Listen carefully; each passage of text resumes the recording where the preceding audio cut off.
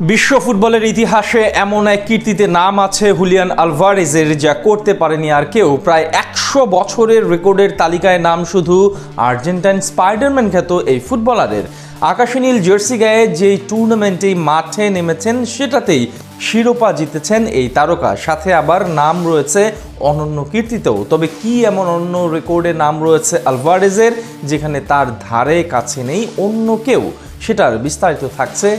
আর্জেন্টিনার জার্সি গায়ে যে কয়টা টুর্নামেন্টে মাঠে নেমেছেন শিরোপা জিতেই মাঠ ছেড়েছেন হুলিয়ান আলভারেজ। 4 টুর্নামেন্টের 4টিতেই দলকে চ্যাম্পিয়ন বানিয়েছেন আর্জেন্টাইন এই স্পাইডারম্যান। পরিসংখ্যানের পাতায় এমন বিরল কীর্তি নেই আর কোনো ফুটবলারেরই। আলভারেজ মাঠে নামা মানেই যেন আর্জেন্টিনার শিরোপা জয় নিশ্চিত। আর্জেন্টিনার 2022 বিশ্বকাপ জয়ের গল্পে অনেক নায়ক ছিলেন, কিন্তু তাদের মধ্যে সবচেয়ে উজ্জ্বল তরুণের নাম হুলিয়ান আলভারেজ। টুর্নামেন্টের শুরুতে বেঞ্চে থাকা এই স্ট্রাইকার ধীরে ধীরে হয়ে ওঠেন দলের আক্রমণ ভাগের মেইন ম্যান। লিওনেল মেসির পাশে দাঁড়িয়ে নতুন প্রজন্মের প্রতিনিধি হিসেবে বিশ্বকাপ জয়ের ইতিহাসে নিজের নাম লেখান আর্জেন্টাইন এই ফরওয়ার্ড। বিশ্বকাপ জয়ের পর আর্জেন্টিনার ধারাবাহিক পারফরমেন্সেও আলভারেজ ছিলেন দলের মূল আকর্ষণ। কোপা আমেরিকার মতো কঠিন টুর্নামেন্টেও আক্রমণ ভাগে নির্ভরতার আরেক নাম ছিলেন আলভারেজই। ম্যাচের ভেতরে শুধু গোল করা নয়, বরং প্রতিপক্ষের রক্ষণে প্রেস করে সতীর্থদের জন্য সুযোগ তৈরি করার কাজে আলভারেজ সবার সেরা। আলভারেজের আরো এক বিশেষ দিক হলো আর্জেন্টিনা দলে যোগ দেওয়ার পর থেকে বড় টুর্নামেন্টগুলোতে এখন পর্যন্ত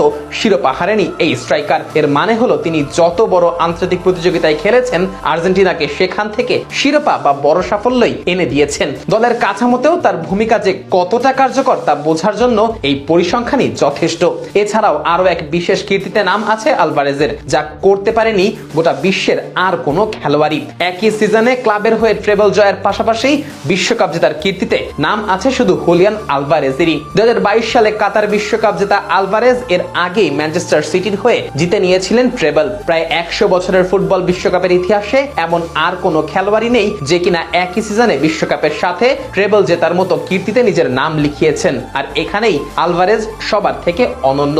আলভারেজের খেলার ধরন হয়তো অনেক সময় তাকে আলোচনার বাইরে রাখে। তিনি হয়তো সব ম্যাচে গোল পান না, আবার সব সময় শিরোনামে আলভারেজের নামও থাকে না। তবে আর্জেন্টিনার খেলার ধরনে আলভারেজের ভূমিকা অস্বীকার করার বিন্দুমাত্র উপায় নেই। ফ্রন্ট লাইনে থেকে চাপ তৈরি করার পাশাপাশি প্রতিপক্ষের ডিফেন্স ভাঙা এবং মেসি ও মিডফিল্ডারদের জন্য পেস তৈরি করা, সব জায়গাতেই আলভারেজের উপর ভরসা করে তাকিয়ে থাকতে হয় কালোনির দলকে।